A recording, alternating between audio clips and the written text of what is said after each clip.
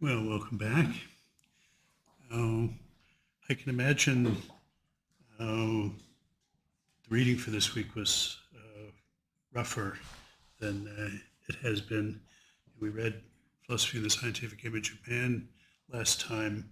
That is an essay not without its difficulties and its challenges, but at least you know what he's doing. You know, there's the two images. He's trying to get them together. How should we think about them? I think the biggest problem with this, chapter 2 of Science and Metaphysics that we're reading for today, is not the subtlety and intricacy of the argument, though, as we'll see, it's subtler and more difficult than what we've been dealing with. I think the main difficulty is knowing why he is telling us this now. What is this in aid of? What is he doing? What is the point of all of this? The framing of it is really missing. And that's what I hope to be able to supply today. I don't think it's easy to figure that out in working up this material in preparation for the seminar, sort of starting last spring. I wanted to read this book because there are bits of it I could never really understand, see the motivation of, couldn't see what he was doing, and I wanted to do that. And I realized I think I've completely misunderstood this chapter for years. I think I mentioned earlier that chapter 1, the chapter where that's analogous to and treating Kant's transcendental aesthetic, is something I could never make any sense of until McDowell explained it to me in his Woodbridge lectures. Well, nobody's ever written that corresponding explanation for chapter 2, and I think I misunderstood what was going on there. So what I think I understand now is what I'll try to convey. The title of the chapter is Appearances and Things in Themselves, subtitle Material Things. The subtitle is because the last chapter is about appearances and things in themselves, persons, sort of on the other side. And this is really about the concept of appearance. And what we get is a historical run-up to it. He tells us about Descartes' conception of appearances, of material things, and does that in aid of illuminating features of Kant's account of appearances, because he thinks the Cartesian picture has been carried over in many respects into Kant. And the point of all that is to understand Sellars' notion of appearance when he wants to say that the manifest image, or as he's mostly saying here, the common sense conceptual scheme, is the appearance of the world in the narrow sense, at least in its conception of material things.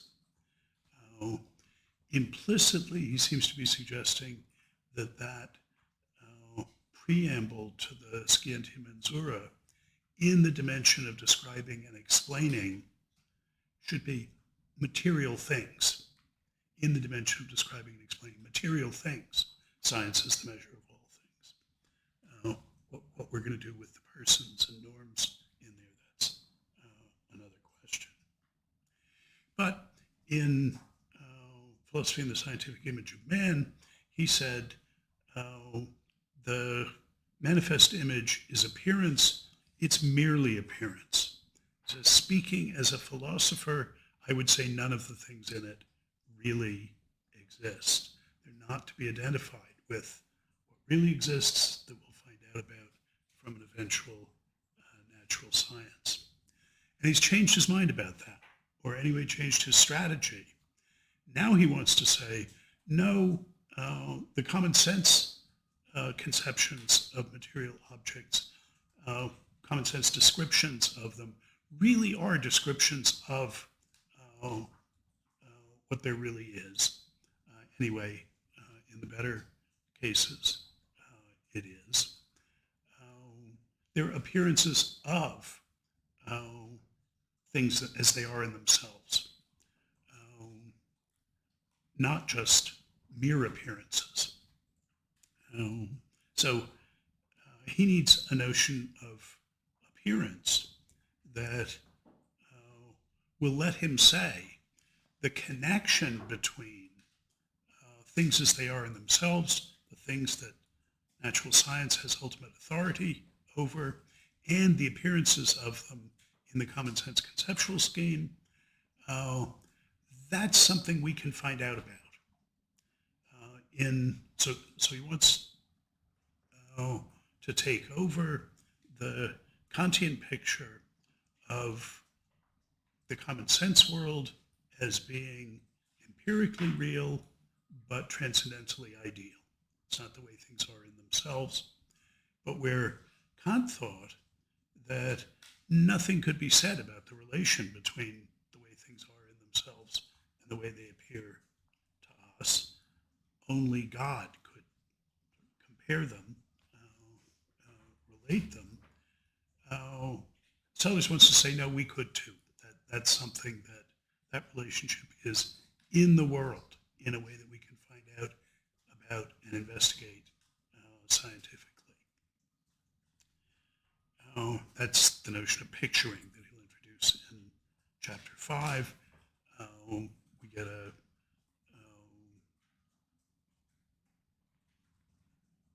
early sketch of it in the Truth and Correspondence essay that we also looked at for this week. So he needs to look at the notion of appearance. And his story is intricate. He starts with Descartes and the model of material objects as existing in two senses, simply existing in the real world and existing as represented or as representable, existing in representings. And he spends most of the first half of this chapter laying out that conception. He needs us to understand how strange it is, how different from the way we think about appearance and other such things. And he needs us to be able to identify it as still active in Kant's thought, even though Kant has got lots of other things going on as well, and then use this in order to introduce his own notion of appearance. Now, I think to appreciate what he's doing, we have to start the story way further back than he does. There was a huge sea change in our conception of appearance. It won't be clear why I'm offering this as an analogy for a little bit, but let me start with one of my favorite Calvin and Hobbes cartoons. If you don't know Calvin and Hobbes, it doesn't matter. The little boy who's pestering his father, and the little boy says, I notice that all the old photographs and movies are in black and white, but they're all in color nowadays. Why is that? And his father says, well, that's because the world used to be black and white. Until about the middle of the last century, before you were born, everything was in black and white. And so all the pictures of it were too. And Calvin thinks for a minute and says, wait a minute. When the world turned colored, why didn't all those pictures turn colored? Why are they still in black and white, even though nothing else is? And his father says, well, they did. They're color pictures of a black and white world. So in his story, it's the world that changed, not the pictures of it. All right. I want to tell a story something like that about the concept of appearance.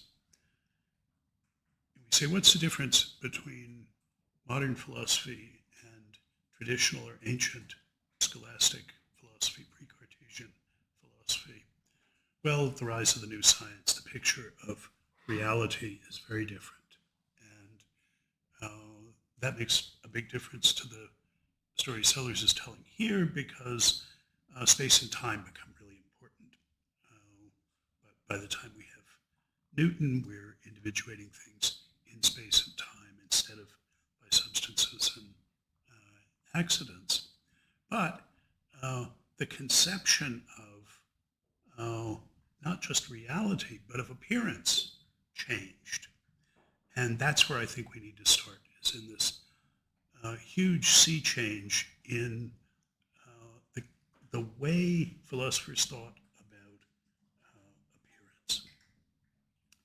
And a slogan for this is, we move from understanding appearance in terms of categories of resemblance to thinking about it in terms of categories of representation. So I said, the first thing we need to understand is that transformation. So the Greeks started off with a sense of appearance as being related to reality in the way a picture is related to what it's a picture of. Well, it's somehow what you're grasping is like a little picture of what's out there. This still mattered to Descartes, who bought bull's eyes, actual eyes of oxen, from his butcher, and carefully scraped the opaque membrane off of the back of them, held it up to the window, and could see the image projected through the lens of the eye on the back of the eye. It was upside down. Somehow not upside down to our minds. We take that in, but still that picture of what the mind's being presented with as a literal picture of what's out there was sort of where we started. Well, pictures resemble what they are pictures of. That's why that word is in the slogan. But what is resemblance in that regard? It's one by one sharing of local properties. So if you look at the picture of Wilfrid Sellars on the website, insofar as those are good pictures, and photographs are pretty good pictures, the shape of his ear and his nose are going to literally be shared between his face and that picture. If it's a good color picture, it'll be the same colors that are in the picture that were in the object that it's a picture of. I'm not now talking about the more abstract notion of picturing from the Tractatus. I'm just talking about ordinary picturing. Resemblance is a matter of shared properties. Yes, we have a relevant set of properties that are shared. We don't expect everything to be two-dimensional. Pictures aren't going to share their three-dimensional properties, but a sculpture would. It's a picture in that regard. But it's sharing of individual local properties. That's resemblance. With the dawning of the new science, that picture became harder and harder to maintain. So we have Galileo giving us geometrical stories about how things move. He says the book of nature is written in the language of mathematics. By mathematics he meant geometry. But it turns out that the appearance for him of a length of time between two snaps of the finger, the appearance of that in his geometry is the length of a line. Well, now, what properties do they share? The appearance in his geometry of the acceleration of a falling body is the area of a triangle. Turns out to be very useful for predicting where cannonballs are going to fall and so on. But the appearance, the area of a triangle, a triangle with its area, doesn't resemble the acceleration. I mean, the only things they share is the relation to other triangles of kind of larger or smaller areas. The period of time can be longer or shorter, we say. That's using the spatial metaphor for it. But even that's a relational property, not a local property. And the resemblance seems to have gone missing entirely. When we get to Descartes, should start the story further back. Copernicus, at the very dawn of the new science, says, actually the explanation of the movement that we see of the sun, it seems, the appearance is that the sun rises in the east, moves over us and sets in the west. Well, we stay still. But the reality is that the sun is staying still and we're moving. And furthermore, our movement is a rotation. It looks as though the sun is revolving, but actually it's not moving. We're not at rest, we're moving, and the movement is completely different. Well, there's no resemblance between motion and rest. As I say, even the motions don't line up. Resemblance just isn't helping Copernicus's picture of the appearance and the reality.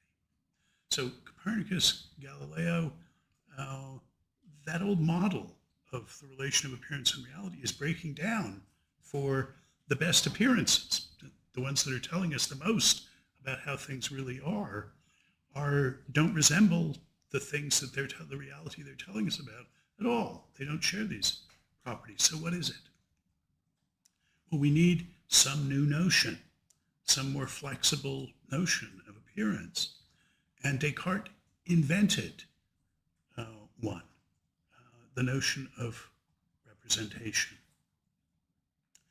And it's pretty clear what his model was. It was his contribution to the scientific understanding of material nature. The book of nature was written in the language of geometry for Galileo, and that was the way Descartes understood material nature, was as having geometrical properties, extension. The material was extended substance, that is, things that literally had geometrical properties of position and shape, extent, and movement. That was the real world, the geometrical world. But the very best appearance of it was his algebraic equations. And here we had completely left behind the realm of resemblance. He shows that we can have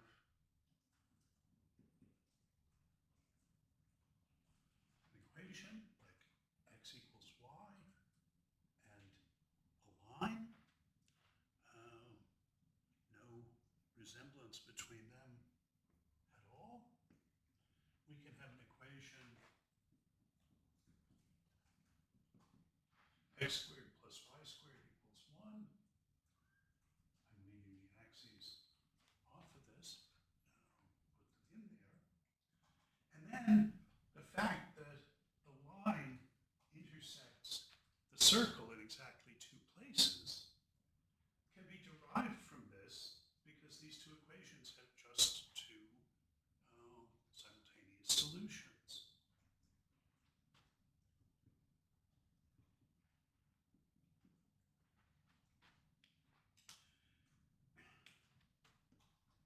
there's no resemblance between the representings and what's represented by them. As he came to think about it, it's something much different. How are we to understand it? How, once we give up the idea that appearance is appearance of what it's an appearance of by resembling it, how are we going to hold off the skeptical possibility that in fact appearance gives us no clues about how reality is? Once things can be as far apart as they are in this paradigmatic case of representation,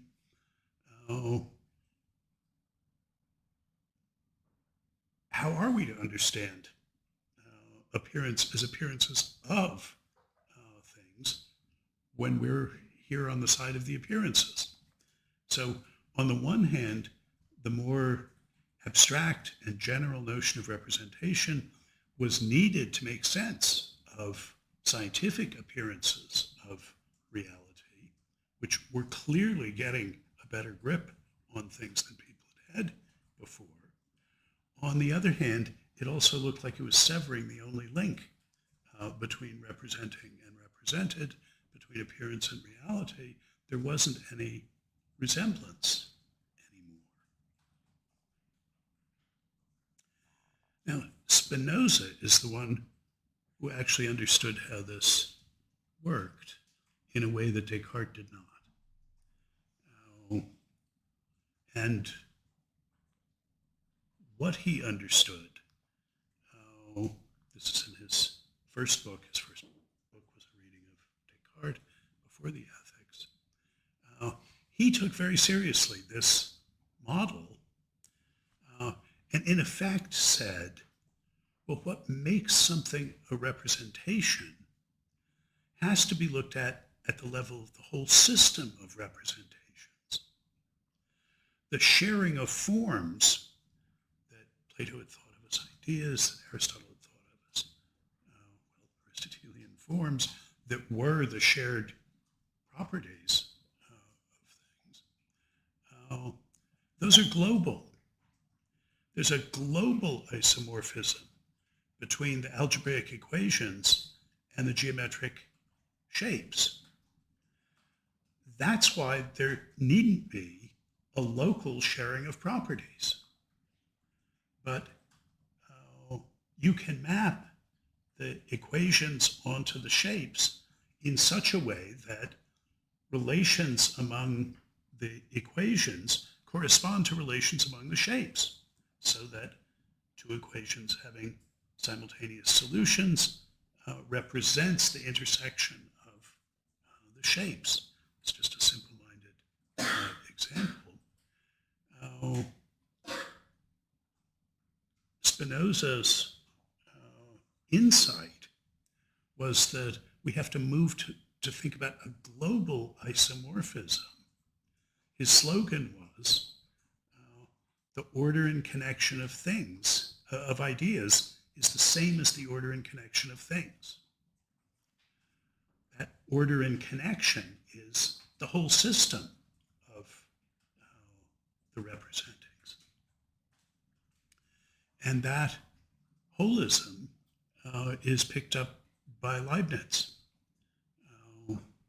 Indeed, I think that the opposition between British empiricists and continental rationalists in the period after Descartes is best thought of as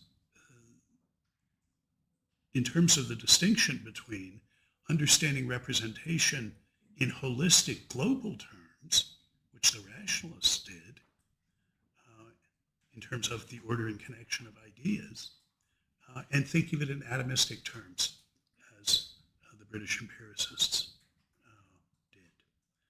This is a point that I'll come back to.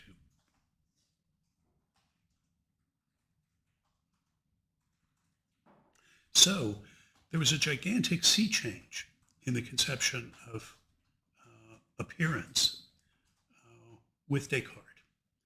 The introduction of this new, much more flexible, much more abstract notion of representation instead of a notion of resemblance. We've moved beyond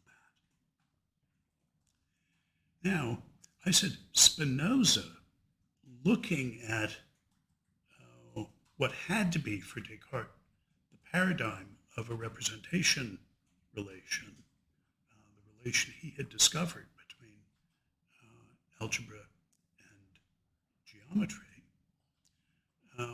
he drew this holist conclusion about the nature of representational relations.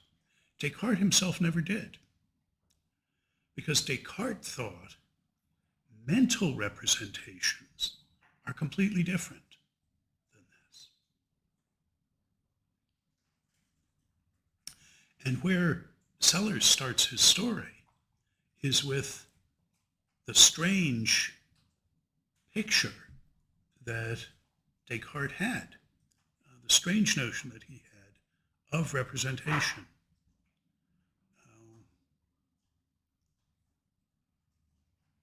Which was still compelling enough to have gripped Kant, even though he in many ways moved beyond the Cartesian picture.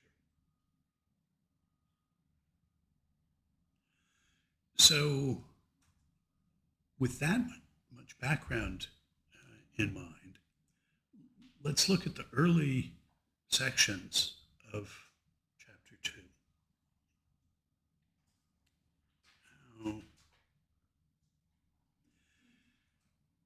Descartes takes over a scholastic distinction. Descartes is sometimes thought of as the last scholastic, precisely because when he asked himself,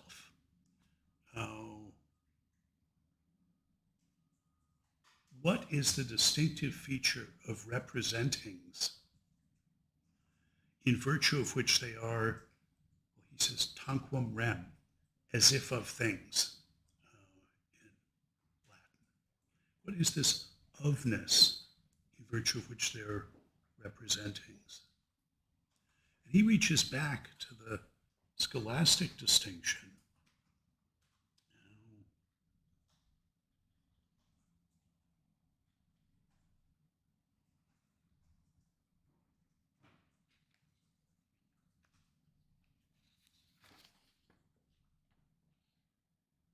This would be in section 3.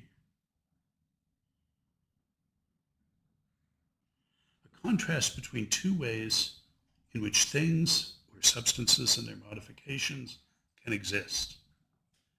They can exist in mental acts of representing. Now, he always uses the scare quotes. Sellars always uses the scare quotes when he says in here. They can exist in mental acts of representing, i.e. they can be, in Descartes' phrase, the objective reality of an idea, by which he tells us he understands, quote, the entity or being of the thing represented by the idea, insofar as the entity is in the idea. So that's called objective existence.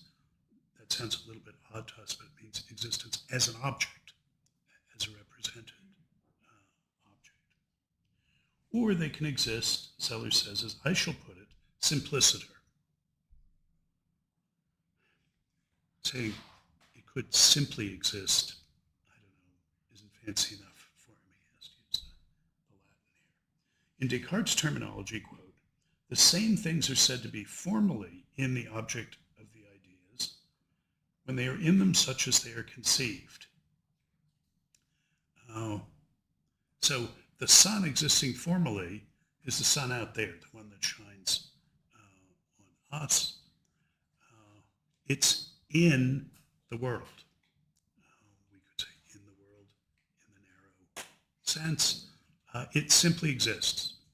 Exists, simpliciter, if we want to go along with Sellars. But I can think about the sun. I can think about the sun when it's not shining. And then the sun exists objectively in my mind because I'm representing it. That's the picture. Now that's more than just a façon de parler. That's a way of thinking about the relation between appearance and reality in terms of objects and two senses in which they can exist, two kinds of location in which they can exist. In the actual world, they can simply exist, or in representations in our minds.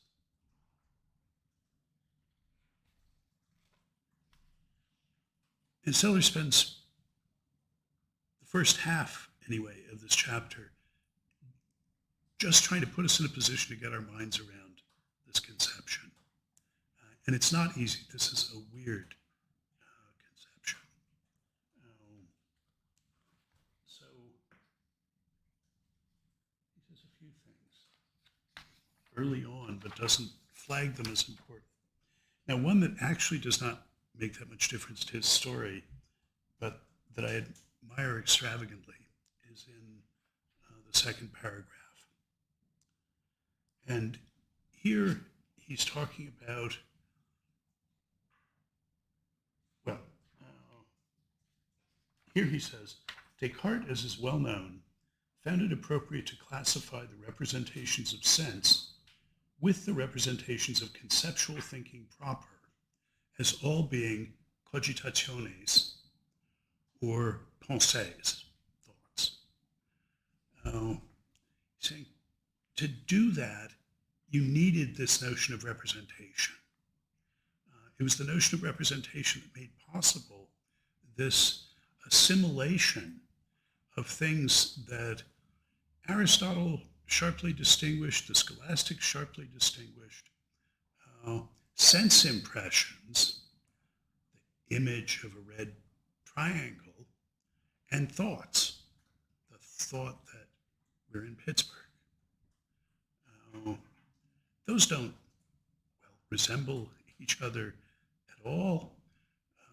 For Aristotle, you could tell they were different because even non-rational animals, he thought, had images, had sense impressions, but they don't have thoughts. Only rational beings have thoughts. Thinking is at a higher level. It's a different kind of thing from sensing. Descartes runs these together. They're all representations.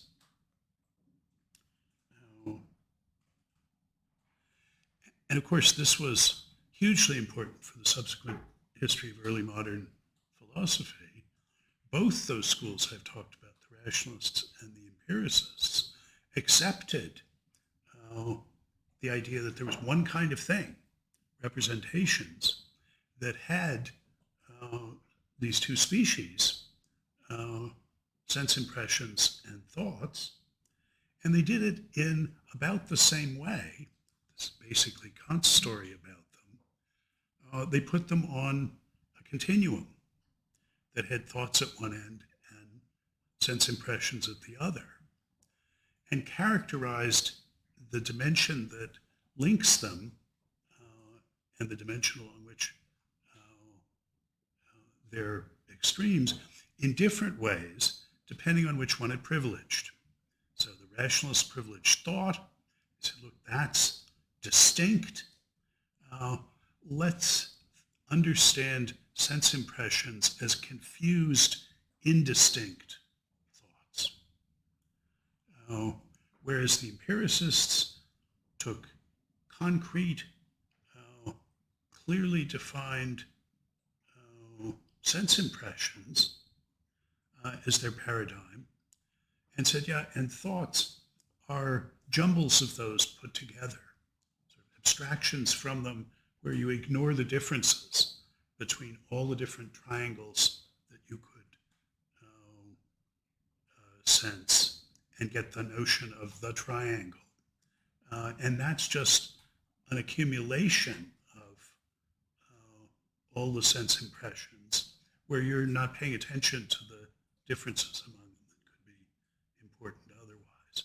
All the red things get lumped together as red under this general conception. So thought is this pale imitation of the concrete sense impressions. So both of them have a continuum with thoughts at one end, sensings at the other end, different valences, and so different conceptions of them.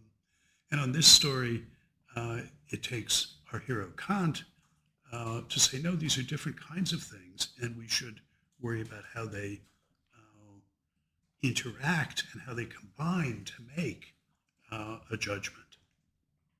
This is basically the Kantian, the way Kant tells the story about how you get from his predecessors to him. Well, it all depends on this original Cartesian sin of running together sensings and thinkings, which the whole tradition beforehand had separated, and which it took hundreds of years for philosophers again to fight their way clear to.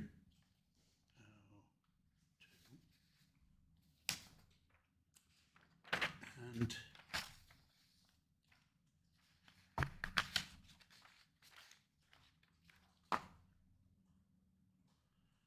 Sellars in the second section says, so it was under the heading of representation that's what encouraged Descartes to run these together. And this sentence is, I extravagantly admire it. It's incredibly rich and a sort of deep diagnosis in one sentence. He says, the fact that both can be characterized as representations tempted him to apply to the humbler species the epistemological and ontological categories that he applied to conceptual thinking proper.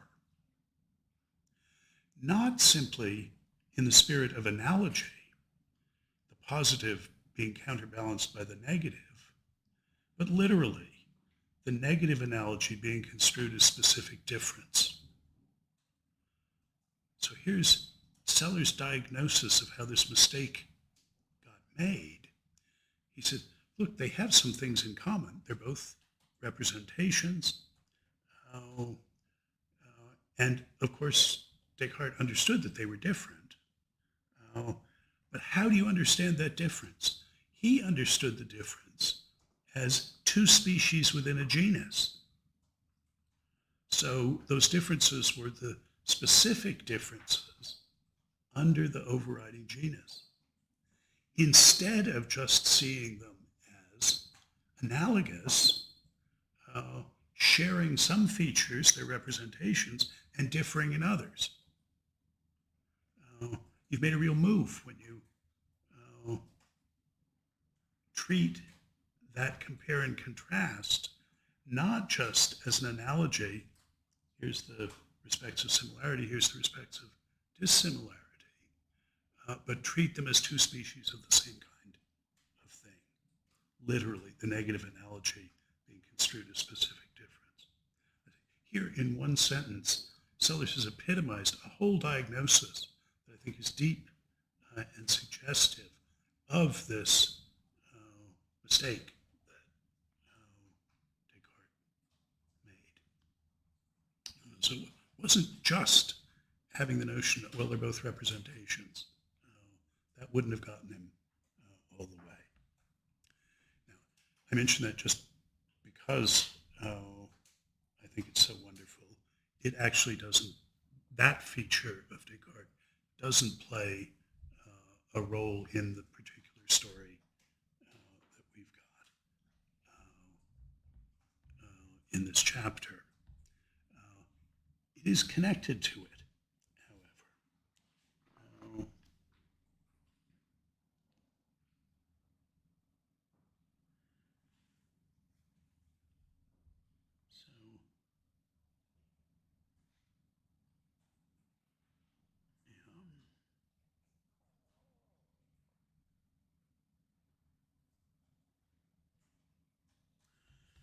So back in 3, well, let's look at section 5, I guess. For a thing or modification to exist in a mental act is for the latter to represent it. 2, a mental act representing a modification is true of a substance which exists simpliciter, which exists if and only if the modification exists simpliciter as a modification of the substance. That is, it's true if the modifications of the objectively existent object are the same as those of the formally existing object. And the question is, how do we understand this existence of objects in representings? That's the conception. And so he says in section 8, 2 final remarks on these Cartesian categories before we apply them to Kant. So here's the first remark. We distinguished above between a representing qua act and a representing qua representing something.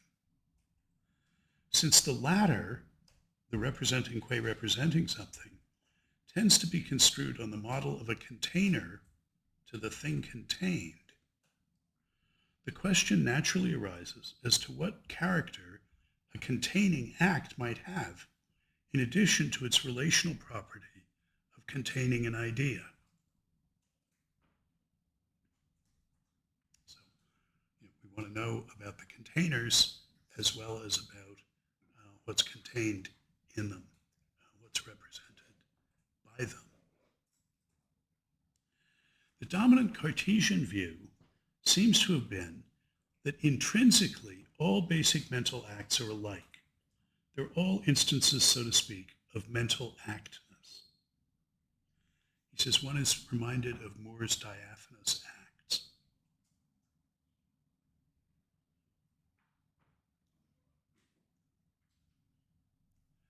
Descartes divided the world into things that were by nature representings,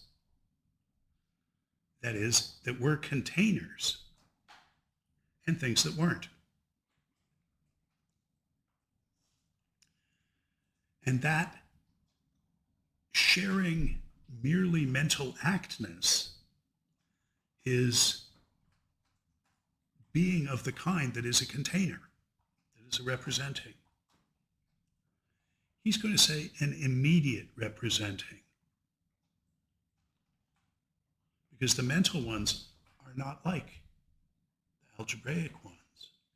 His algebraic representations have properties other than representing shapes.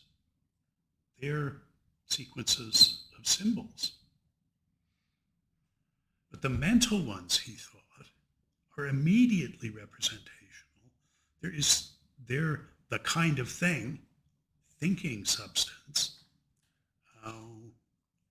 that by nature represents, contains. And other than what it contains, there's no difference between them. This is contributing to his comfort with assimilating thoughts and sensings as representings. They're containers in the same sense. They just contain different stuff. Picture-like stuff and thought-like stuff, fact-like stuff, I'm going to say. Stuff that you'd express with a picture and stuff you'd express with a sentence. That's already getting beyond what he'd say. And we talked some time ago about the immediacy of these things. Everything else you have to know by representing it, but these representings you know by having them. They're immediate in the sense of known non-representationally. sometimes Descartes talks about them being the rare case where the representing and the represented coincide. They're identical. Their formal existence is their objective existence. But that's a minority trait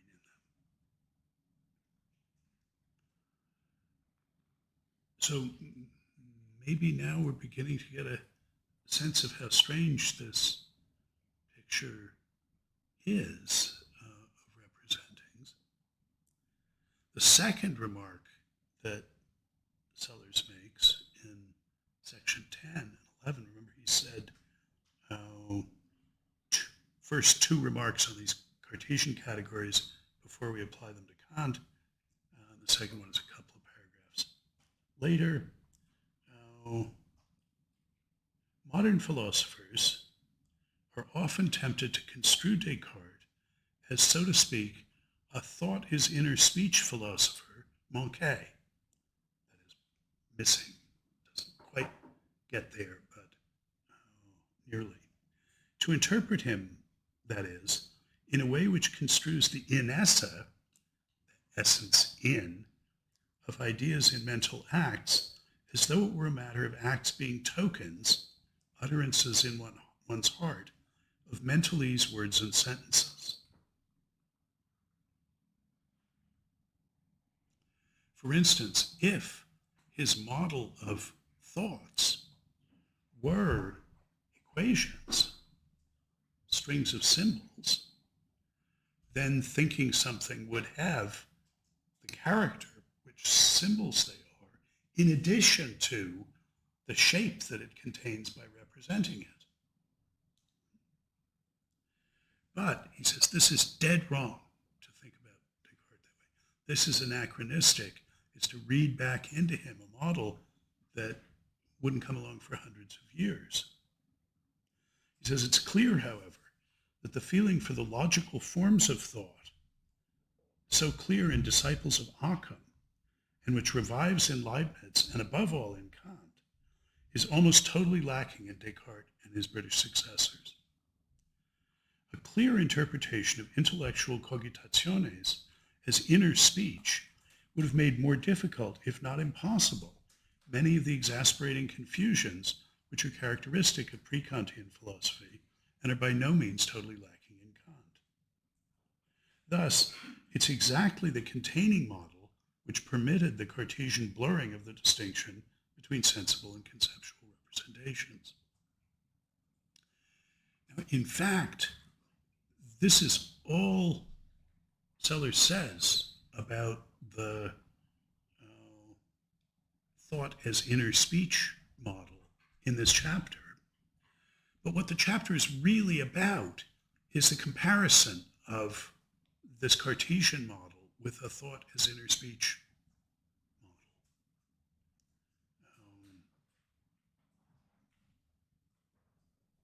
Sellars himself is going to pick up the strands in Kant that are thought as inner speech rather than the strands in Kant that correspond to the material objects exist in two ways, in representings and in the world way of talking. But he thinks to understand Kant's notion of appearance, the one he's using when he says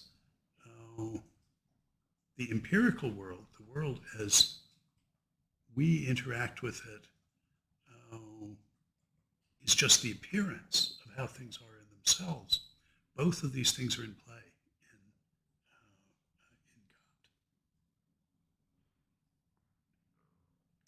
So I think he would have made what he was doing much clearer if he'd said when he introduced this model, well, that's the model we're going to. That's the modern way of thinking about things that we finally got to.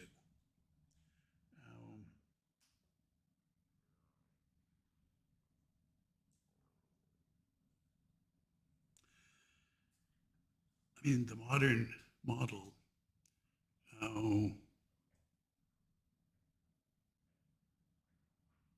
I think most of the representationalist tradition hasn't learned the Spinoza lesson yet, that representation is a global property, that notion of form, that it in the categories of resemblance, is local and atomistic. This line in the drawing has the same shape as this curve of his nose, and that's independent of anything else that's going on. Now we have to think of the form that's shared as being a global isomorphism between the algebraic representings and the geometrical representeds.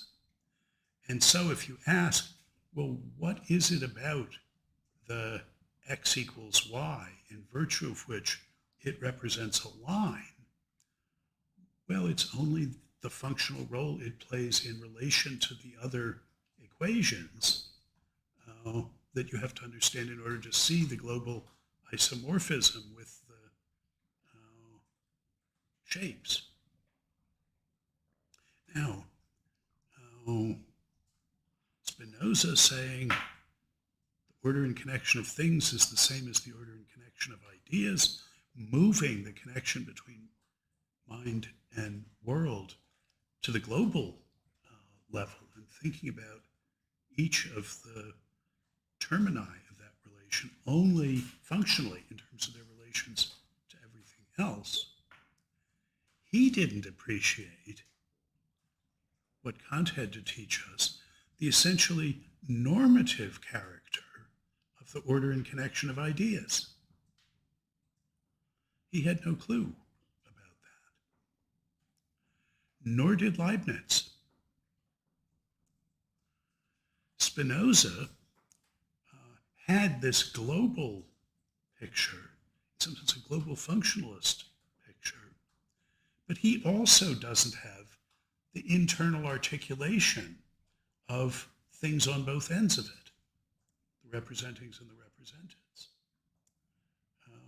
Leibniz does. Leibniz's picture of a world of monads, which is what's there to be represented, but each of them is also a representing, each one representing the whole world, but with different degrees of correctness of its perception, of its representation. For each of its perceptions is more or less adequate, and each monad has a different spectrum of differential adequacy of perceptions representing parts of the world. Those different degrees of adequacy of perception correspond to the symbols in an algebraic equation. Leibniz has that.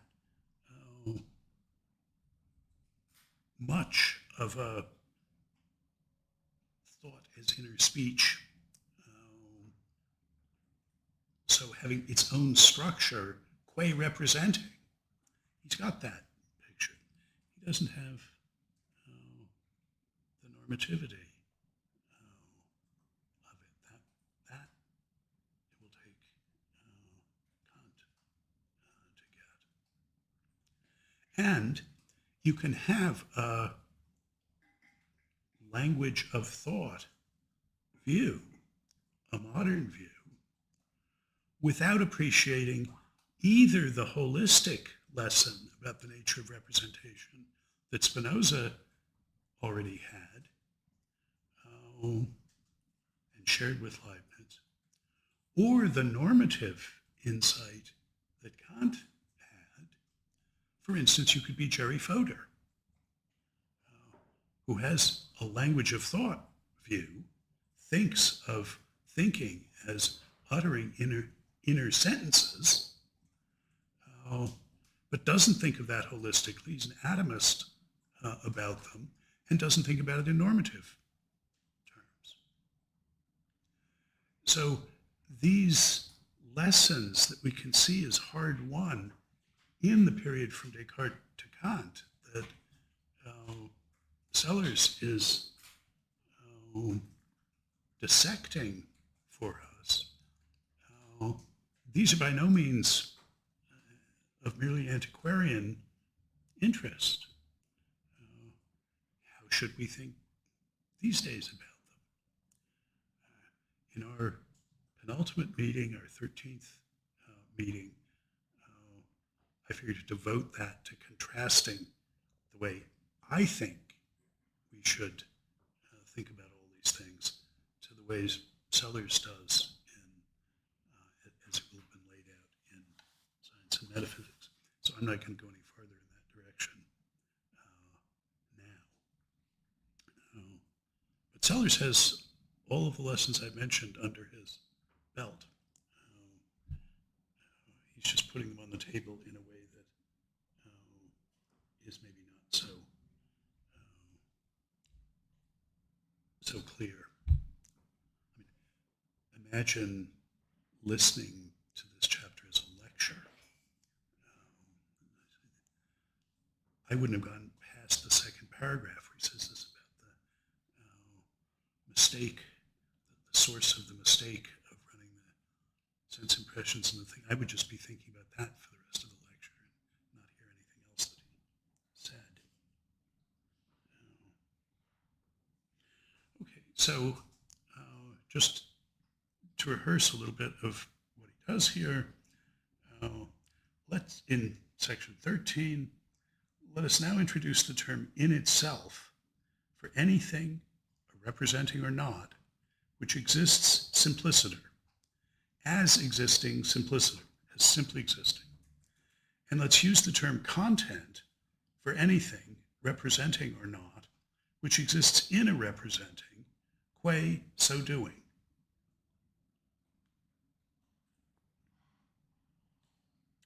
Well, where he's going, we see at passage from section 22. Thus we must add that an appearance is an individual which, though it exists primarily as represented and secondarily as representable, if there doesn't happen to be a representing that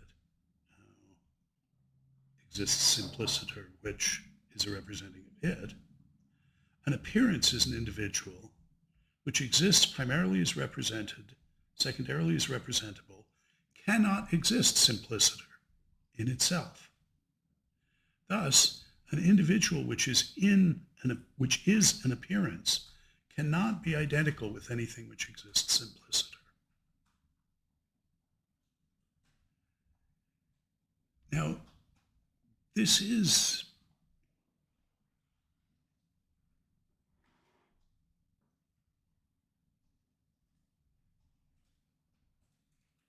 a feature of the objects existing in two ways model of the relation between representing and represented.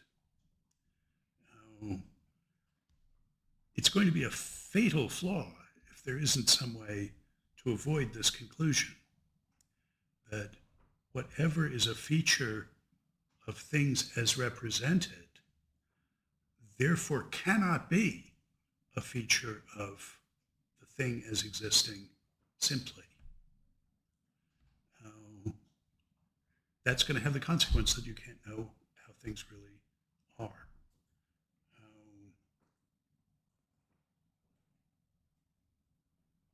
And this is exactly the way in which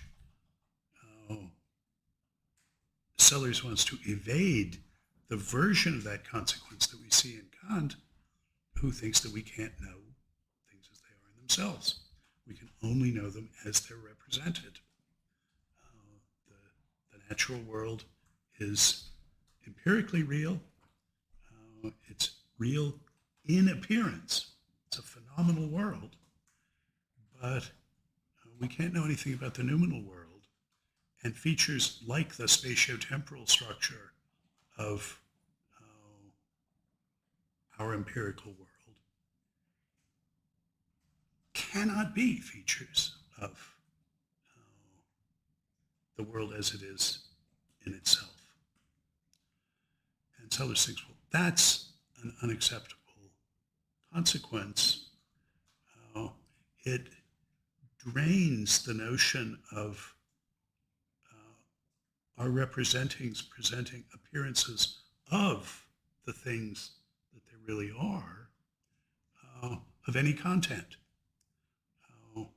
Kant can say that much of it. Yes, these are appearances of things as they are in themselves.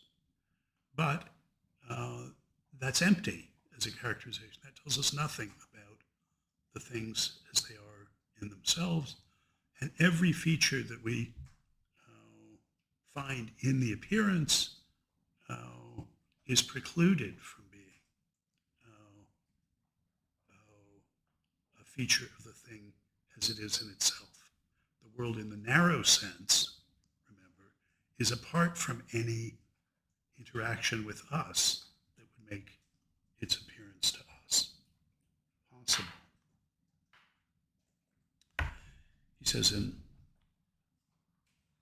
section 32, it's often been noted that when Kant is smoothing the path for his non-critical readers, that is, his readers who haven't made the critical turn yet, he tends to say not that we know appearances, but we know things in themselves as they appear to us. On the whole, however, his considered formulation is that we know appearances.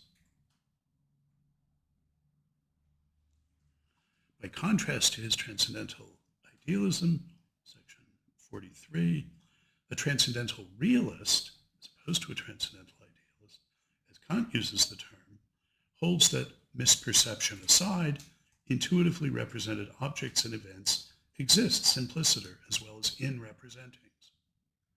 But Kant's transcendental idealism is denying that. It's saying no.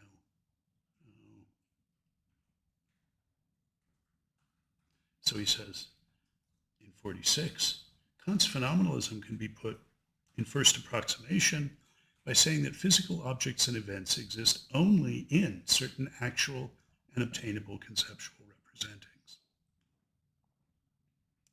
Now, he contrasts this with two other views. A phenomenalism which construes the physical world as a system of available contents in this sense differs radically from a phenomenalism which construes the world as a system of available sense impressions. Remember the phenomenalism essay. This Berkeleyan phenomenalism rather than Kantian phenomenalism says no, physical objects are just constructs out of sense impressions, sense data, or something like that. He's saying that that's not the Kantian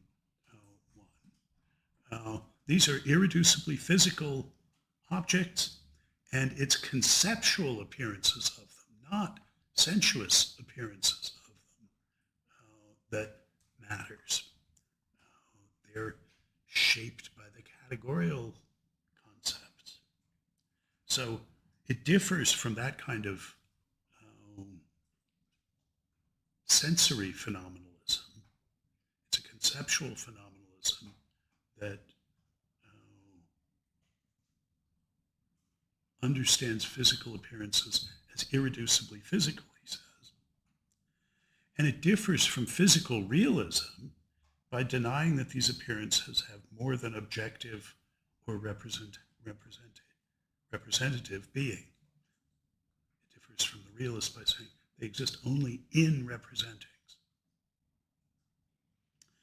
So, working his way up to 49, the thesis I wish to defend, but not to ascribe to Kant, though it's very much a phenomenalism in the Kantian rather than the Berkeleyan sense, he's just distinguished those, is that although the world we conceptually represent and experience exists only in actual and obtainable representings of it, so it is a Kantian transcendental idealism, we can say from a transcendental point of view not only that existence in itself accounts for this obtainability of representings of it, by virtue of having a certain analogy with the world we represent, a global isomorphism to it, he's going to say, but also that in principle, we, rather than God alone, can provide the cash. So for Kant, we need some being for whom things can appear as they really are, God, to understand the relation between the representeds and their appearances in representings. And he's saying, though I'm going to defend a transcendental idealism that claims that the world we conceptually represent and experience exists only in actual and obtainable representings of it. It's in them. But we can actually understand, indeed, in natural scientific terms, in the end, understand the relation between these representings and how things are in themselves, that is the reality corresponding to those appearances. And that's the relation of picturing, he calls it. It's not a return to resemblance views. It's a global isomorphism view.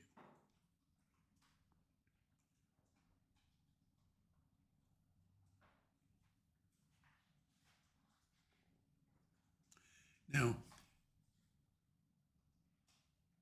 you could be pardoned for thinking, oh, well, okay, if you really wanted to make this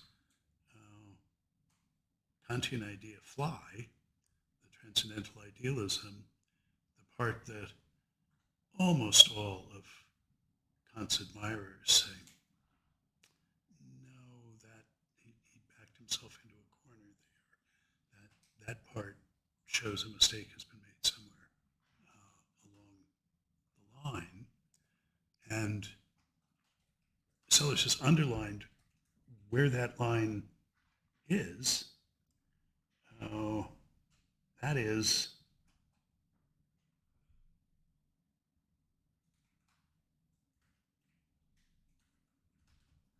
as he says in 22, that an individual which is an appearance cannot be identical with anything which exists simpliciter. Now, if you'd said this to Descartes or to one of the scholastic philosophers who introduced the objective existence, formal existence way of thinking about appearance, they would have said, well, what do you mean these things can't be identical? The whole point is that an object, one object, can exist in two different senses. Formally, simply existing, and objectively. Those are identical. There's one object there. That's an ontological claim. You say, well, I've made an ontological claim. There's one object, and it can exist in two different ways.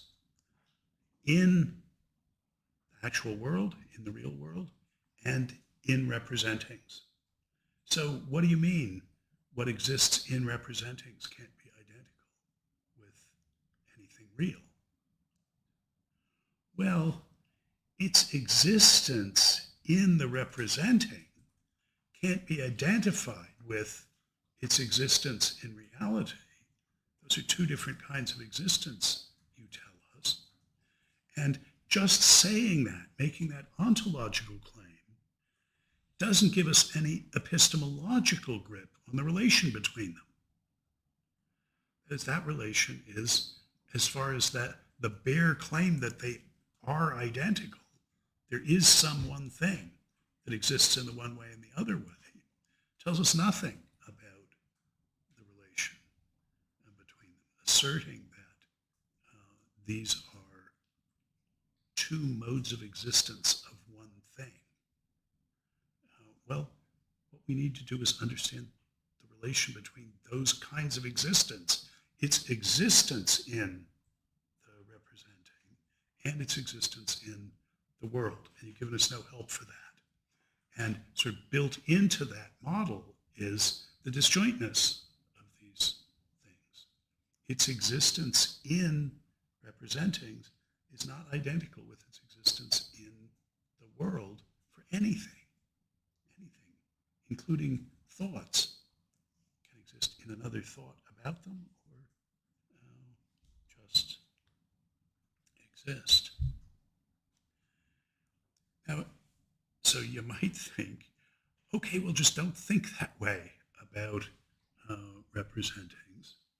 And I think in the end, that's the conclusion we should come to. We can see, well, I can see why people would try and think this way, but we're seeing the edges of it.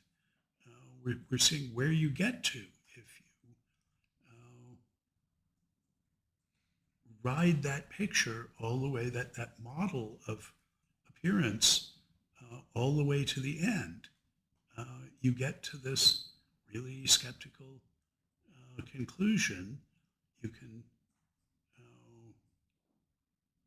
paint it up as transcendental idealism, but in the end it's cutting us off from knowing things as they really are. But what's the alternative? Why is the thought as inner speech model not subject to these same difficulties? And here I think it's salutary to think about a more recent philosophical issue, the discussion of which was conducted independently of worrying about Descartes and worrying about Kant on appearance. And that's the argument from illusion. And here I've put in the suggested reading, one of McDowell's best and most famous articles, Criteria de Feasibility and Knowledge,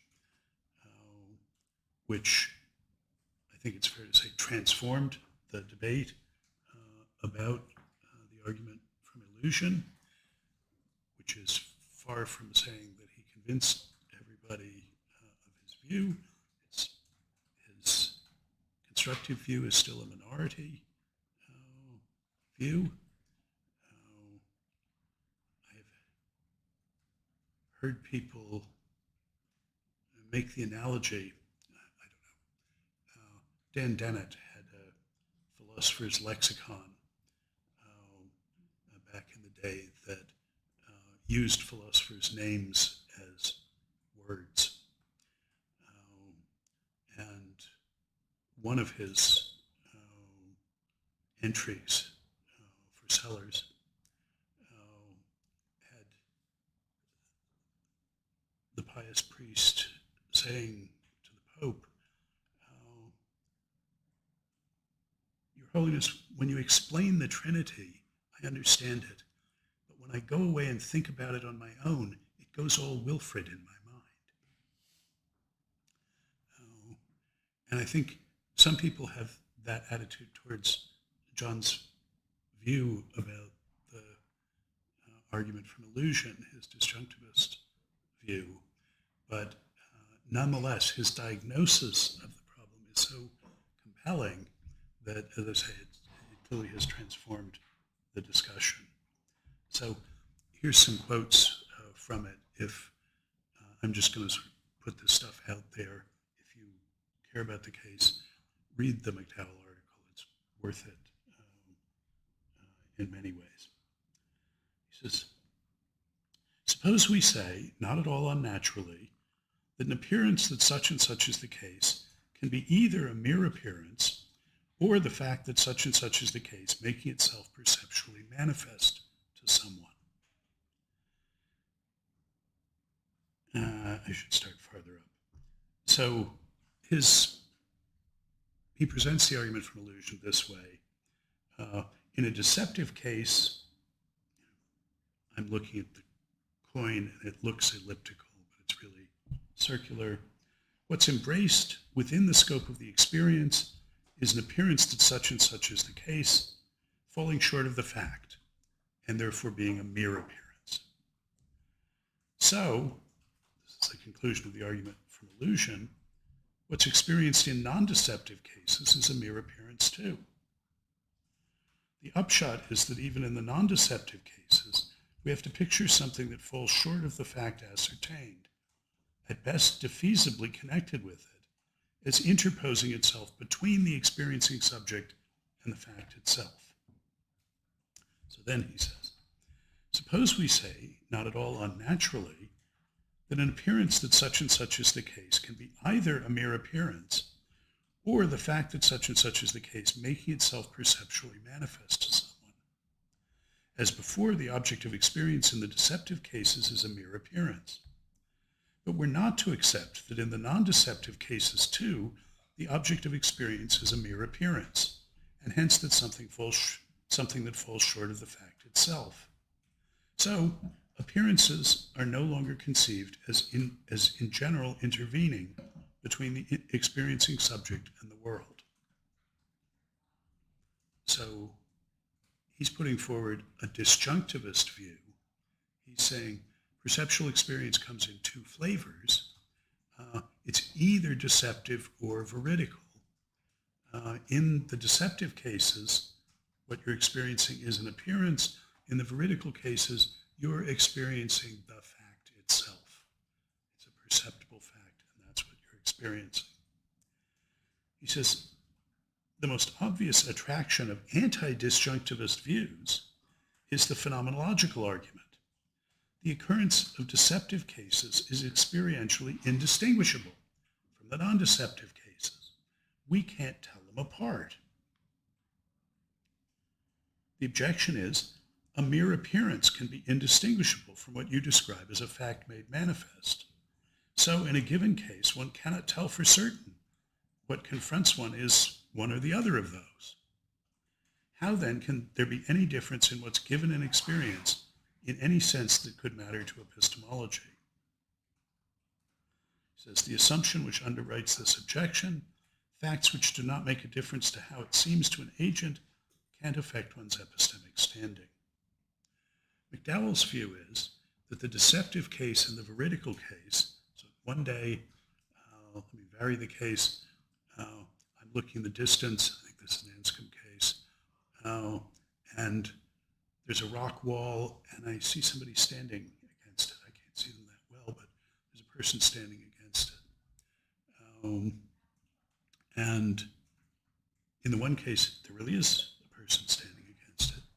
I go back the next day, look at a very similar sort of thing, see a person standing there.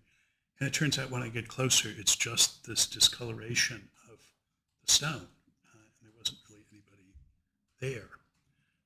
But the two were indistinguishable by me, the veridical case and the non-veridical case.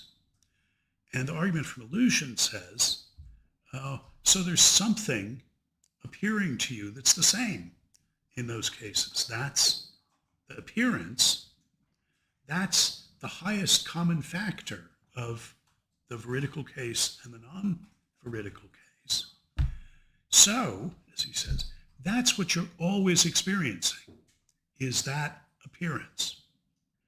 The one that's common to the veridical case and to the deceptive case.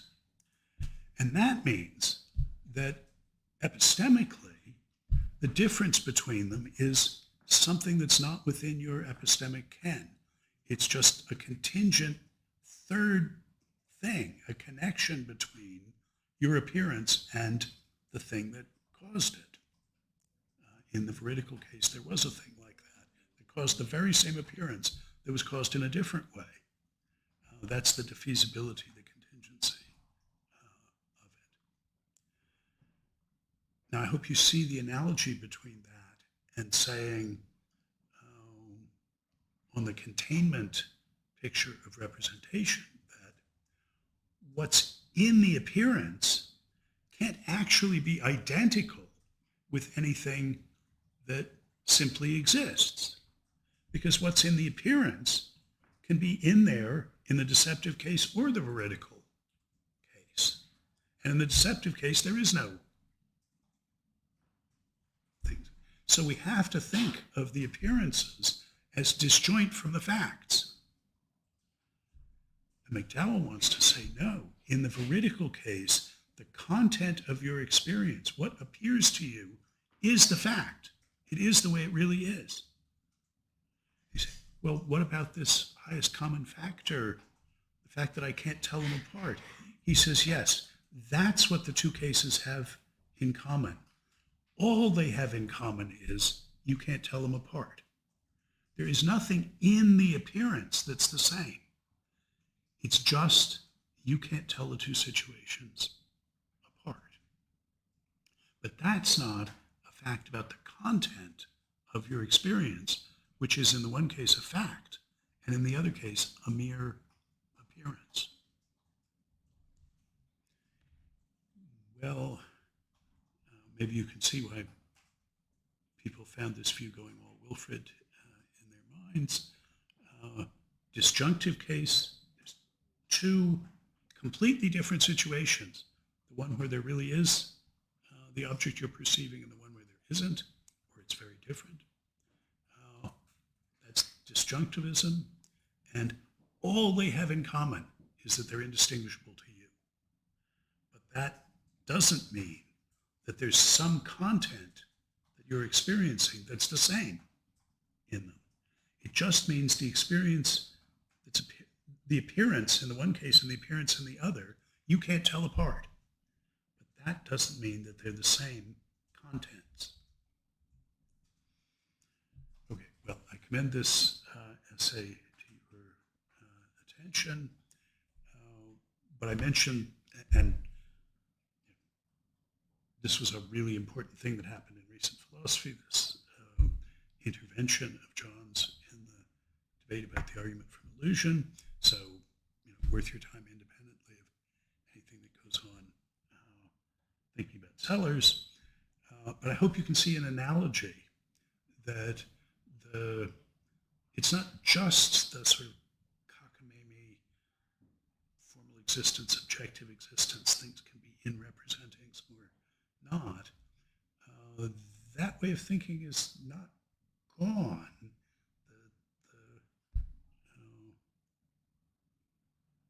Temptations associated with that conception of appearance are still with us.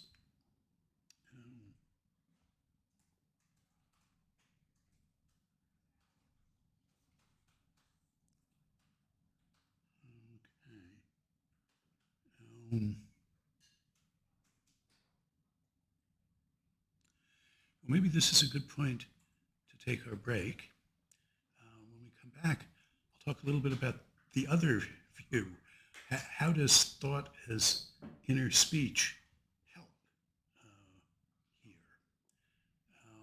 And that will be a transition to the Truth and Correspondence essay, which gives us our first sketch of where he's going in Chapter 5 of Science and Metaphysics, as well as what we're skipping over in 3 and really 4 in the book. Okay, so let's come back at 3:40. Okay, well, before I plunge on, let me invite comments or questions. I've tried to put a frame around the subtle and I think difficult argumentation that Sellars has gone through. This really is a difficult way of thinking to get one's mind around.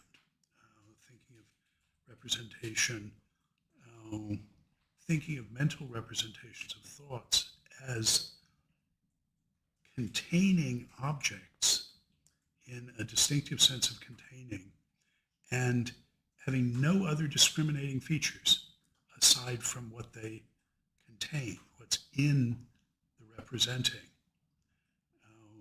This is a picture of appearance immensely influential in the period from Descartes to Kant. Sellars sees Kant as showing us the way out of that particular fly bottle, but he sees Kant's transcendental idealism, anyway, the strongest version of it, Kant's version that says that there's nothing in common between what appears to us and how things really are. So he sees that as a bridge too far, a place where Kant has let himself be carried away by this older scholastic and Cartesian model when he actually provided the conceptual resources for us not to have to be committed to that conclusion. That's the point of the dissection of the Kantian notion of appearance that Sellars is doing here. And I've indicated I thought it would have helped us readers out a lot if he told us that that's what he was about here. Questions or comments about?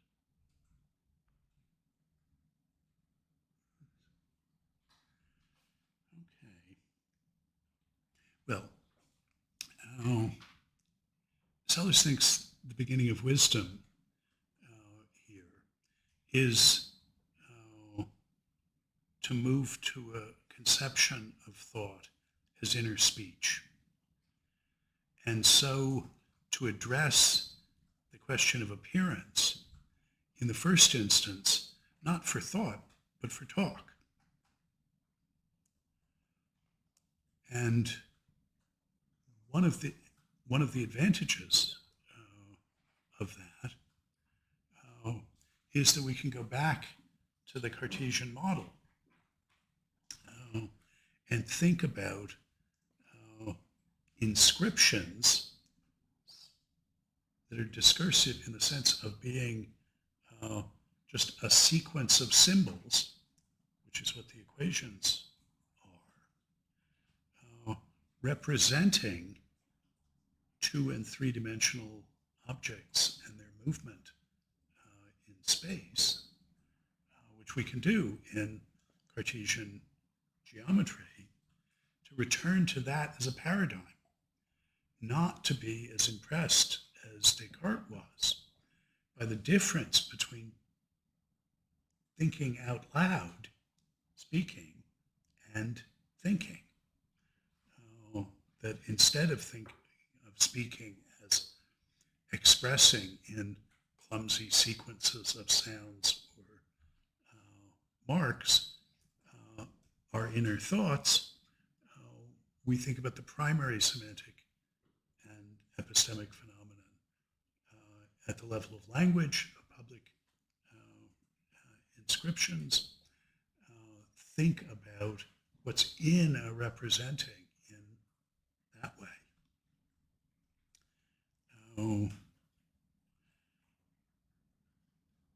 McDowell, in the discussion of the argument from illusion, in rejecting the highest common factor view in favor of a disjunctive view, thinks of the contents of perception in sentential terms, as the sort of thing we could express with a saying,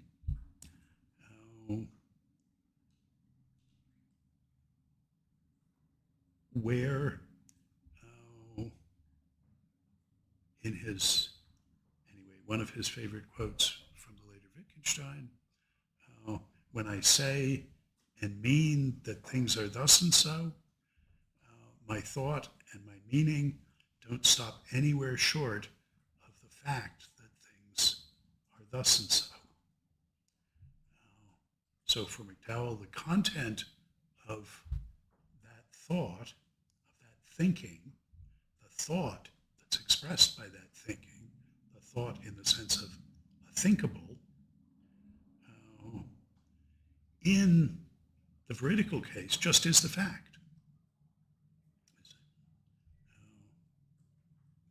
There's a water bottle, and the content of that thought is the fact that there's a water bottle.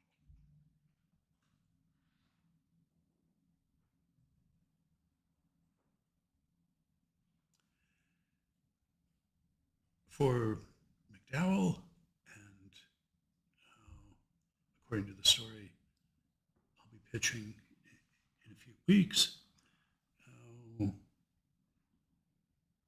this is a semantic question of truth and reference. What is it for an object to be in a representing?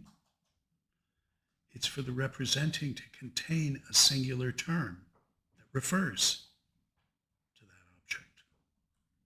Object is particular. We're talking about, and particulars are what you can refer to with singular terms. What's colorfully, metaphorically talked about as the object existing in the representing. If we think of the representing as a sentence, something you can say, the speech that can be internalized in thought,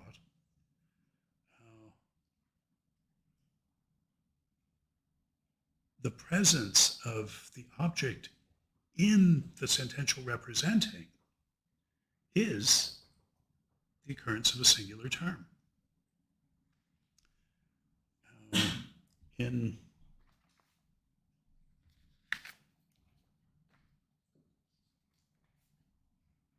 one of Sellars'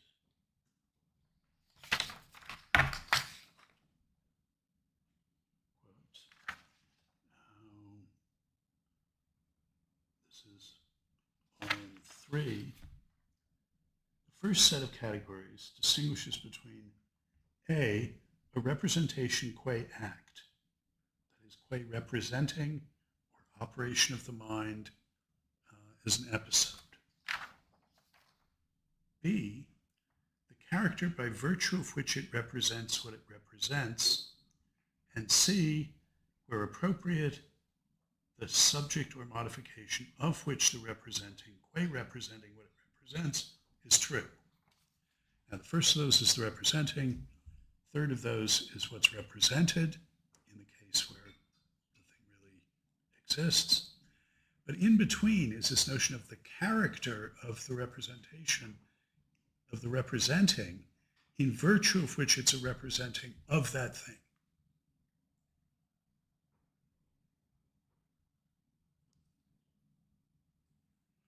Now, the holist lesson is that that character of the representing, in virtue of which it's a representing of this represented and not that one, or of none at all, isn't a local property of it.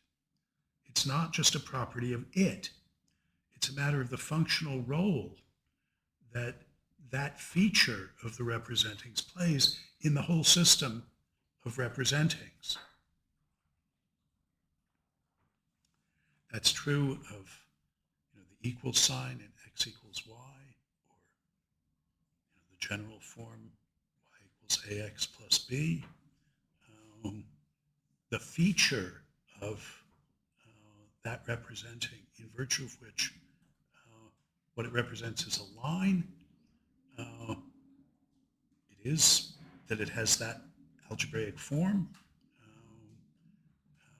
an identity, variables on the two sides, it's a plane figure, all first order, that's enough to make it a line.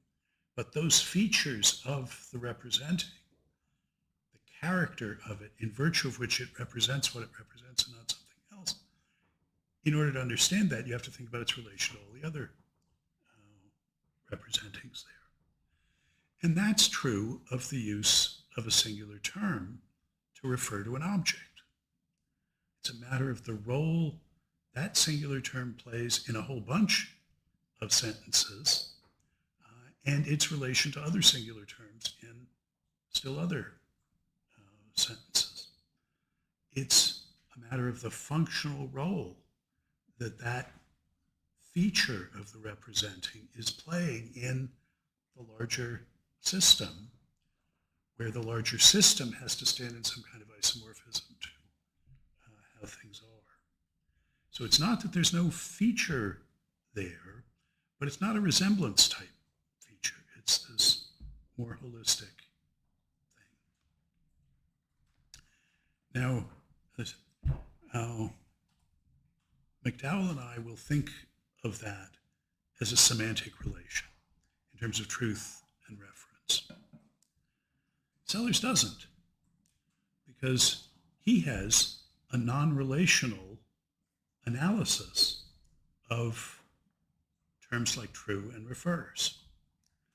Those merely express, on the one hand, functional classifications of things, but all on the language side, and on the other hand, things we do, inferences we make. In the case of truth, the inference from snow is white is true to snow is white. Now, exactly how those two go together is a good question, but given his non-relational analysis of true and refers,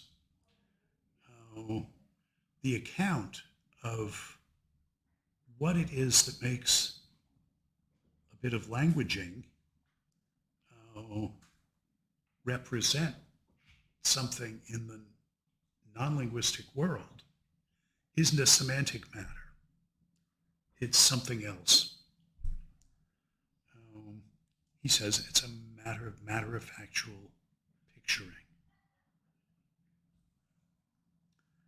And it's his job to tell us about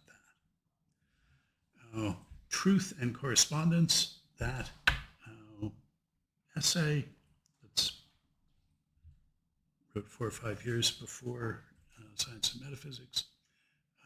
The truth side is giving his account of the semantic stuff, and the correspondence to reality, saying that's not semantic, that's this other thing. I'll call it quasi-semantic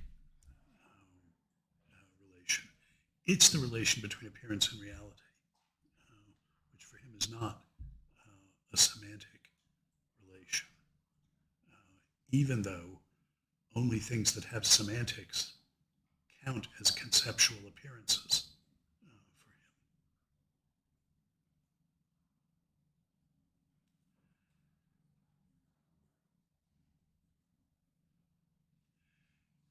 And what he sketches, the basic idea is very simple.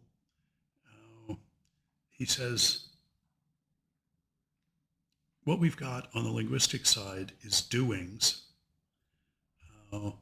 That's assertings and inferrings, basically. Taking up a position in the space of reasons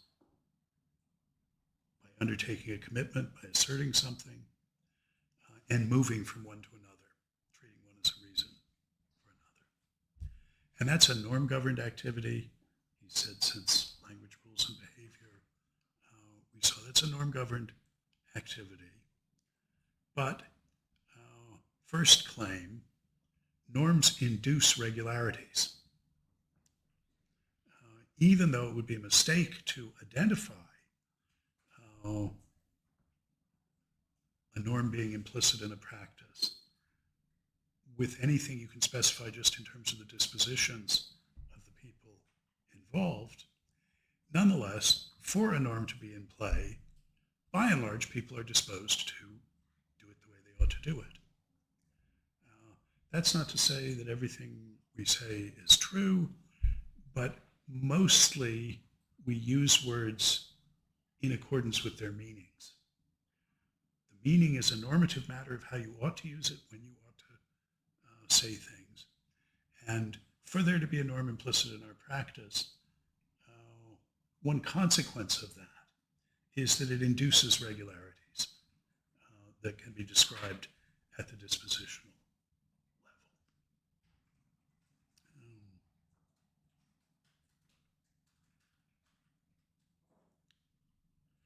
And if we think about the inscriptions we write down corresponding to our assertions, noises, if you like, but in Truth and Correspondence, he's imagining a language using robot that writes down what its sensors see and then makes inferences, makes moves to them. He says that can stand in a matter-of-factual relation to regularities in the world.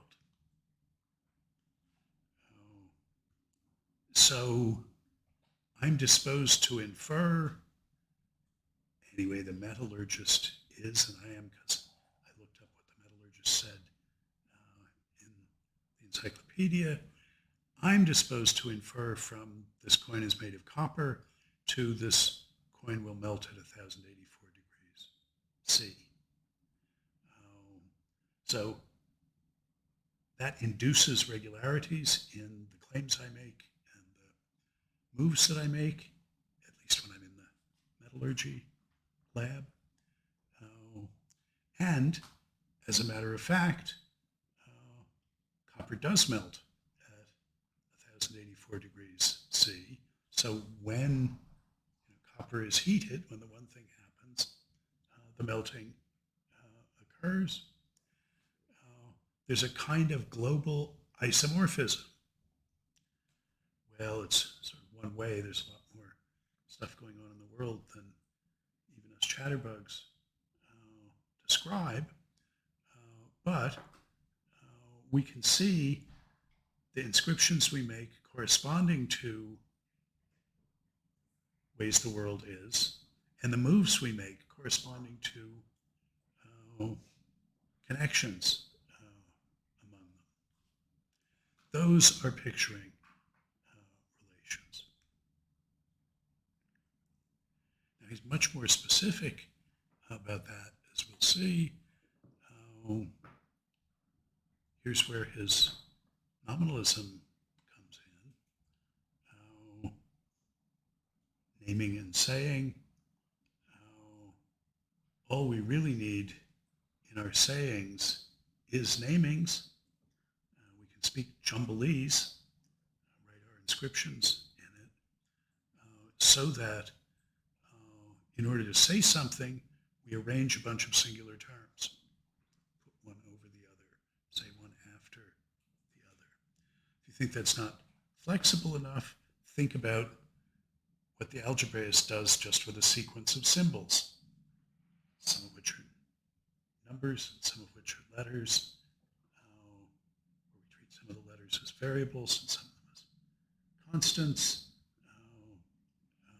Others of them have other functions, but we've got an arrangement of names, of singular terms, which is a Jumbelese saying of something, and that can stand in an isomorphism to an arrangement of objects in the world in the narrow sense, one that can only be understood globally in terms of the regularities on the linguistic side that are induced by the norms for proper use, that determine proper usage of the expressions. He wants to say this is in general intelligible. Something like this must be right. There's a lot of details to explicate as to how this works, particularly with the Jumbelese. Well, we'll see in chapter 5 that is to be laying out the notion of picturing. But I suppose we can tell a story like that, a picturing story about the global isomorphism between arrangements of singular terms and arrangements of objects in the world. then we'd be in a position to say, well, even though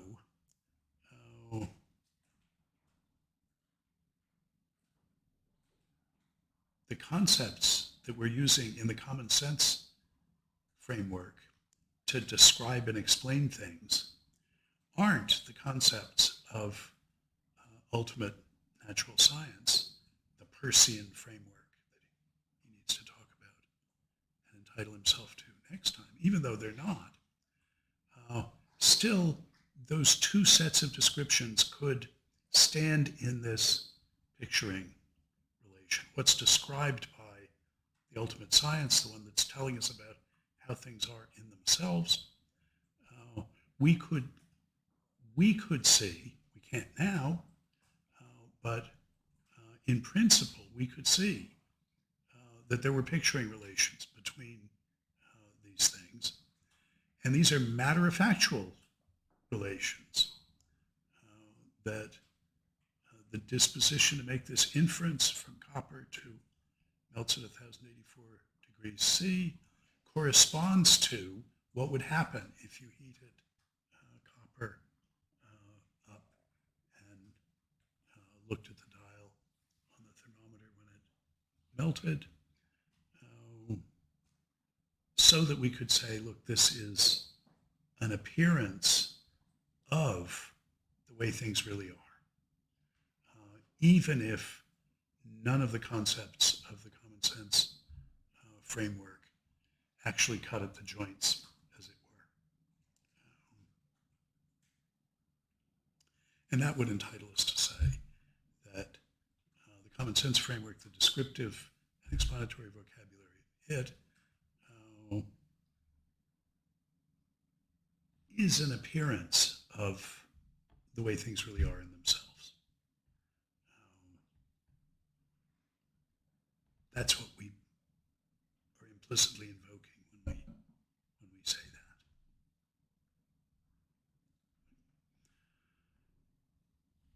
Does it imply it is impossible? There are several different common sense conceptual chains which are incompatible. I mean, could be. I mean, historically, if we just look at the ones we've actually sort of passed through, I think that's true of them. Aristotle says that if you cut off a human hand, it's not a hand anymore. Well, that's part of a view that hands are part of a functioning human being. They're not just, a corpse doesn't have hands. Well, it's not the way we talk. It's an incompatible thing. I think he thinks that's of a piece with Rutherford atoms, protons and neutrons in the middle, and electrons with definite size, shape, and position circling them like planets, incompatible with our current views about things. This is a way of him seeing the continuity between the scientific image, the current scientific image, and our current common sense image, as being of a piece. The scientific image grew out of the common sense one and is still evolving, so that he can see all of that as it's sort of the same thing going on there. And certainly we could look at rival common sense frameworks. I mean, we've been communicating interculturally for too long for us to have really independent ones, but some bits will be different and incompatible. So, yeah. Now, indeed, a lot of the hard work in him entitling himself to talk about the Peircean framework is the definite article on that side. And he doesn't need the definite article on the side of all the appearances of it. Let 100 flowers blossom. that are appearances of it if they stand in the right picturing relations.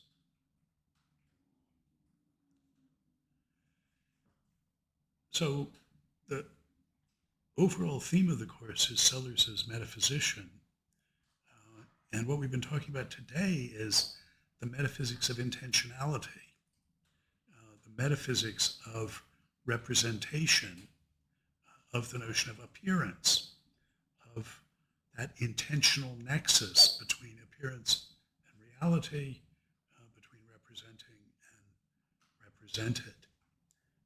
Remember, I started off saying, well, there was the scientific revolution, and that obviously revolutionized our picture of reality, the reality side of that. But the topic today has been the way it revolutionized the appearance side of that relation. Remember, global sea change from thinking of categories of resemblance to these broader categories of representation that I urge should be thought of as a move from atomistic to holistic, global, rather than local sharing of form. That's what's wrong with the Platonic and Aristotelian notions of forms, is that they think of them as too independent of one another. It's the whole system of those that you have to think about in order to see how any of that could be representing the way things really are.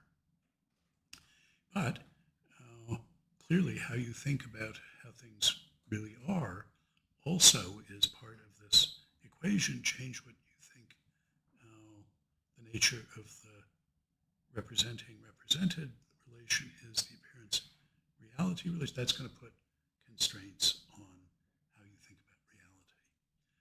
And in particular, I flagged that Sellars thinks that thinking about the appearance side, thinking about languagings, teaches us that there aren't facts, universals, or universals in the world as it really is. What there are particulars and groups of particulars. And he thinks he can get that from thinking about the side of appearance. I'm skeptical about whether that works, but we're trying to think it through with him. Okay, so next time is chapter 5. It's even harder to read than chapter 2 is, but fear not.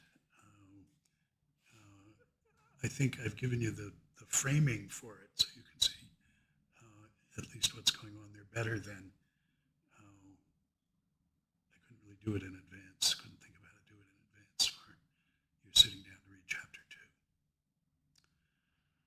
Okay, and I commend to you the McDowell, independently of the way it came up here.